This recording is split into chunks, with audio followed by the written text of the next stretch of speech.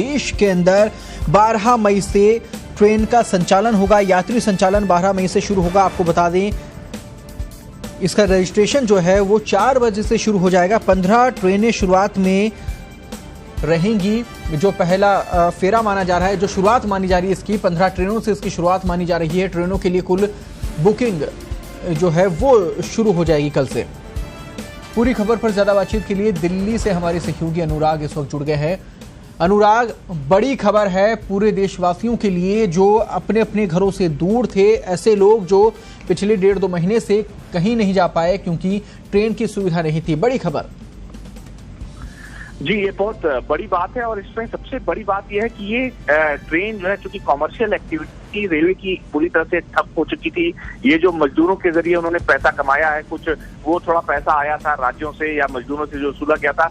इस बार जो रेलवे ने निर्णय किया है वो सिर्फ एसी कोच वाली, जैसे गरीब रथ मिसाल के तौर पर मैं आपको बता दूं, जिसमें सारी एसी कोच होते हैं, या शताब्दी जैसे होती है पूरी कोच एसी कोच होते हैं, या फिर राजधानी जैसे होती है, सारे एसी कोच होते हैं। तो ये ट्रेनें जो चल रही हैं 12 मई से, ये आपको मैं बता दूं कि ये श्रमिक जो स्पेशल ट्रेनें 350 श्रमिक स्पेशल ट्रेनें जो चलाई गई हैं उसके अलावा चलेंगी। और सबसे बड़ी बात यह है कि आज कैबिनेट सेक्रेटरी ने सभी स्टेट गवर्नमेंट से दोपहर में करीब लगभग 3.5-4 घंटे बैठक की है। उसमें भी ये कहा था कि जो राज्यों को ट्रेनें चलाने का लगता है कि और ट्रेनें चलानी चाहिए, या जिन राज्यों के बहुत सारे लोग फंसे हुए हैं, क्योंकि गृह मंत्रालय ने 18 अप्रैल को एक गाइडलाइन जारी की थी, एक नोटिफिकेशन दिया था सारे राज्यों को कि जिनके लोग जहां जहां फंसे हैं उसका रजिस्ट्रेशन करना शुरू करें, उनका एनरोलमेंट करना शुरू करें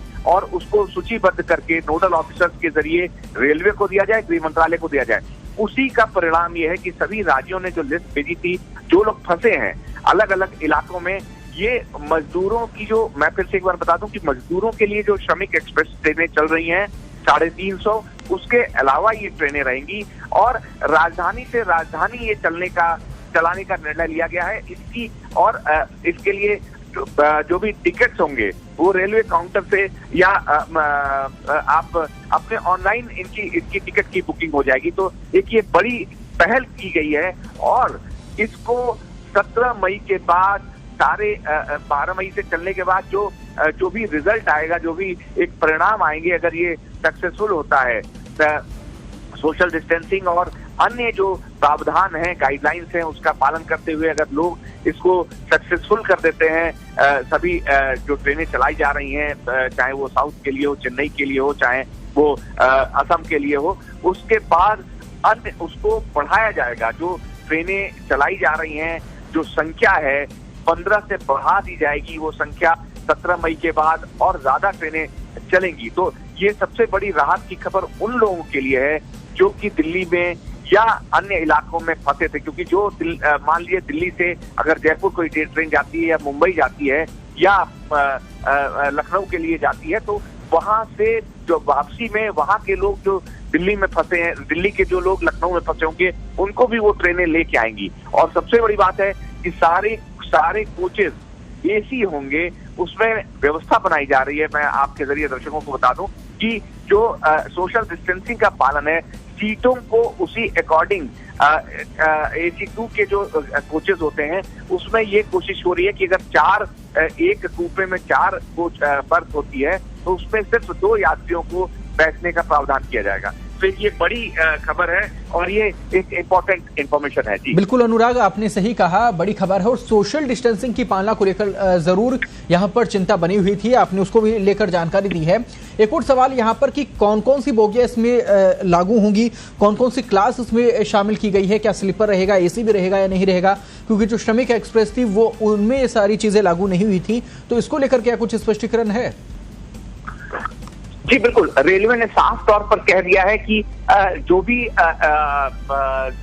ट्रेनें चलेंगी, जैसे मान लीजिए 12 बोगी की ट्रेन चलेगी तो सभी कोचेज AC3 और AC2 रहेंगे, उसमें कोई भी जनरल कोच या स्लीपर का कोच नहीं लगाया जाएगा। और उसी अकॉर्डिंग जो भी किराया जिस भी जगह का होगा वो वहां से लिया जाएगा। क्योंकि आज जो कैबिनेट सेक्रेटरी राजीव गाबा की जो बैठक हुई थी उसमें भी ये चिंता जताई थी।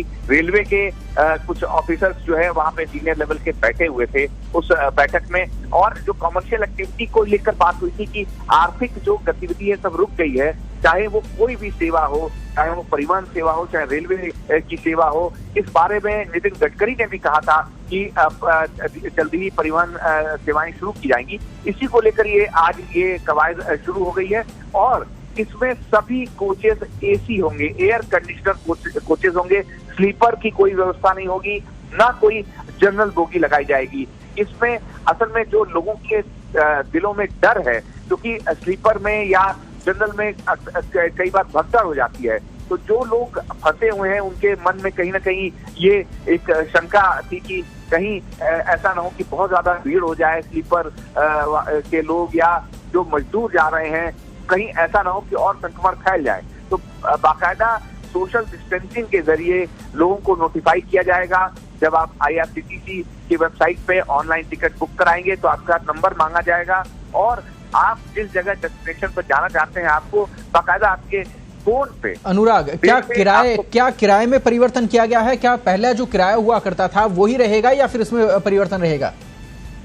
जी देखिए, इसमें घटा तो नहीं है। जितना किराया जो स्टैंडर्ड जैसे दिल्ली से जयपुर का जो किराया AC 2 का या AC 3 का या AC 1 का, AC फर्स्ट का जो स्टैंडर्ड किराया था वो रहेगा। उसमें प्रीमियम की बात हो रही है कि जो लोग अफोर्ड कर सकते हैं, क्योंकि AC में अगर AC 2, AC 3, AC 1 में कोई जा रहा है तो निश्चित रूप से सरकार ये सोचती है कि वो अफोर्ड कर सकता है, वो किराया देने में सक्षम होता है, इसलिए उसको प्रीमियम में भी कन्वर्ट। जैसे अभी 15 ट्रेनें, जैसा कि मैंने बताया, एक ये अभी फिलहाल एक एक्सपेरिमेंट के तौर पर चलाई जा रही है। अगर ये सक्सेसफुल हो जाता है तो ट्रेनें जो है, जो पटरियां सूनी है उस पर दोबारा ट्रेनों के पहिए लगातार चलने शुरू होंगे और 17 मई के बाद इसकी फ्रीक्वेंसी बढ़ाने को लेकर भी कैबिनेट सेक्रेटरी और रेल सचिव और रेल मंत्री के बीच में बातचीत हुई है, तो वो उसकी फ्रीक्वेंसी बढ़ा दी जाएगी। किराया अभी जो स्टैंडर्ड है